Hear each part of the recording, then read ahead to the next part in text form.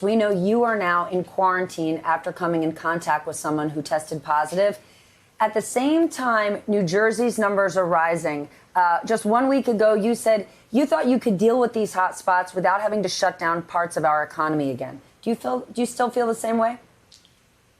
Yeah, I do. First of all, on me, I feel great, but I got to practice what we preach. And we've taken ourselves off the field. I've now tested a second time negative, but we're going to test a couple more times negative before we get back out and start re-engaging with people. On the broader point, Stephanie, yes, I still think this is much more likely a scalpel than a hammer, although things like capacities, indoors or outdoors, are something that we constantly think about.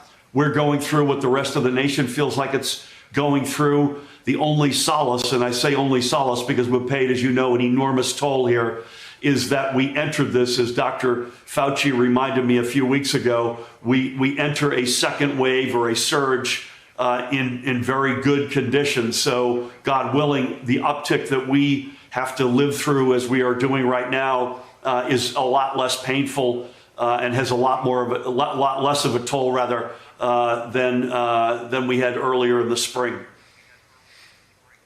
Obviously, health concerns are paramount, but there's also a ton of economic pain here. This is a state of small businesses. How do you factor in the livelihoods of people working in those businesses, many of whom who are saying, hold on, we're going to get shut down again? We still haven't even opened. Yeah, listen, I would say to them that I hope with all my heart we don't shut down again. I want to be unequivocal about that. It has to be on the table as an option. But we're going to do everything we can to not do that. Listen, I believe we've responsibly, step by step, opened our state back up again. We still have limited capacities, admittedly, on things like indoor dining, on gyms, on indoor entertainment, for sure. But we have come a long way since we started to reopen in May. And I hope we not only stay that way, but the numbers get better sooner than later, and we're able to continue to open up. That limited capacity, while it's designed to make us safe, has created a lot of anger here. And this is a state, like many, where we have a lot of pandemic fatigue.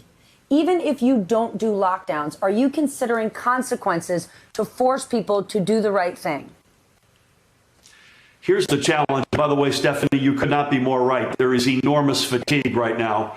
And who could blame folks? I've got fatigue. Who doesn't, to have to go through what we've gone through? But, and here's the but, it looks like most of the challenges of late are not in what the experts call the public square. It is much more often now in private homes, beyond your ability to, regulate, or more importantly, enforce compliance.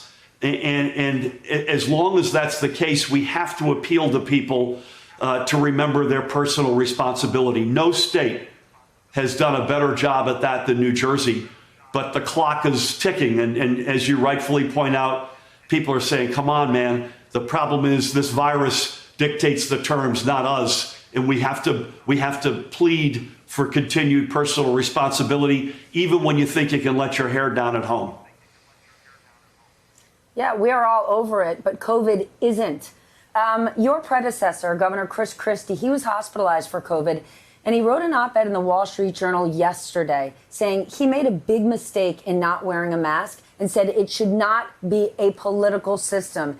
A, what's your take? And B, because this has become so political, is there an opportunity for you, this state's Democratic governor, to work with former Republican Governor Chris Christie and depoliticize this?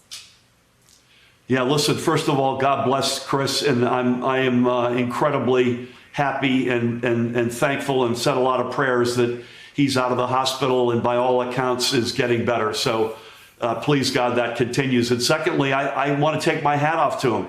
It takes somebody with a lot of character to stand up and say, you know what, I screwed up, or I was wrong. And I do think, Stephanie, whether it's with Governor Christie, whether it's with other folks across the political spectrum, I do think there's an opportunity here to say, wait a minute, this isn't politics.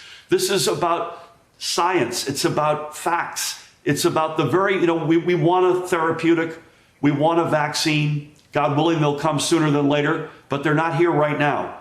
So what we're left with is very basic stuff.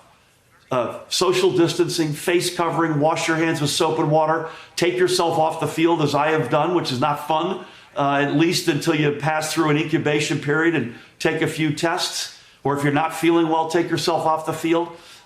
That's the basic stuff, and it should not be political. It's become political, and I welcome the opportunity to engage with folks across the spectrum, across the political spectrum, to make these points. Hey there, I'm Chris Hayes from MSNBC. Thanks for watching MSNBC on YouTube. If you want to keep up to date with the videos we're putting out, you can click subscribe just below me or click over on this list to see lots of other great videos.